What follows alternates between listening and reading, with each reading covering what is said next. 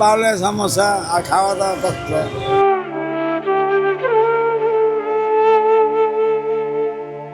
আমার যদি কেউ সাহায্য করে আমি ভালো চলতে পারি। এটা বিড়ি সিগারেট দোকান দিল বয়া যায়, ব্যস্ত টাকা নেই। দর্শক, আজকে আমরা তুলে ধরব কুমিল্লার দাউদকান্দি উপজেলার এক অসহায় মানুষের বেদনাদায়ক জীবনের কাহিনী।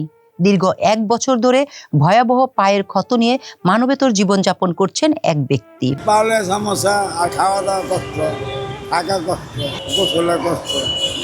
মহানার থেকে হয়েছে না কে তা আমি করতে পারিনি। চুলকায় মনে করেন যে এরকম একজন হলো বিকাশ, তো অনেকদিন ওষুধ খাইছি, কমে আবার হয়ে যায়। ভুক্তভোগী ব্যক্তির নাম মোহাম্মদ জয়নাল হোসেন, তার পিতার নাম কেরামত আলী মোল্লা। তিনি কুমিল্লা জেলার দাউদকান্দি থানা অন্তর্গত বাতাগাঙ্গি গ্রামের বসবাস করেন। বর্তমানে তিনি সচিবালয়ের মেট্রো স্টেশনের নিচে রাত্রি যাপন করেন। প্রায় 1 বছর আগে তার পায়ে মারাত্মক ঘা বা ক্ষত দেখা দেয়। বেশি কষ্ট পাওলে আর হাত করতে পারতাম, ভালো থাকলে মনে হয় কিছু করতে পারতাম। 4-5 দিন রিক্সা চালাচ্ছি, পারি না, পারার লেগা আর দিয়ে দিচ্ছি। এটা বিড়ি সিগারেট দোকান দিল বয়া যায়, ব্যস্ত থাকতাম, টাকা নেই, টাকা হইলে দিতাম।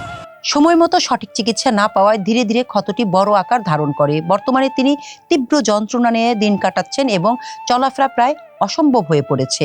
অর্থের অভাবে ভালো চিকিৎসা নিতে পারছেন না জয়নাল হোসেন। তার পরিবারে বর্তমানে রয়েছে শুধু একটি মাত্র ছেলে সন্তান। আমার একটা পোলা গেছে, আর কেউ নাই, মাটা মরে আছে, আর পরে না। ছেলেও খোঁজ নেয় না এই অসহায় পিতার। এমত অবস্থায় চরম মানবিক সংকটে রয়েছেন তিনি।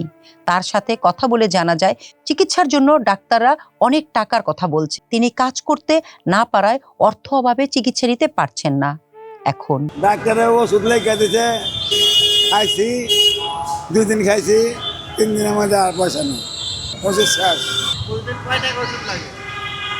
60-70 টাকা লাগে।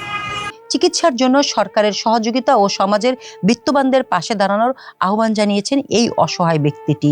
পাওয়ার জন্য আমি সুস্থ থাকতে পারব, কাজকর্ম করে খাইতে পারব, অনেক পাওয়ার লেগে কিছু করতে পারিনি। আমার যদি কেউ সাহায্য করে আমি ভালো চলতে পারব। একমাত্র সামান্য সহযোগিতাই পারে এই মানুষটির জীবন বাঁচাতে, এমনটাই প্রত্যাশা তার।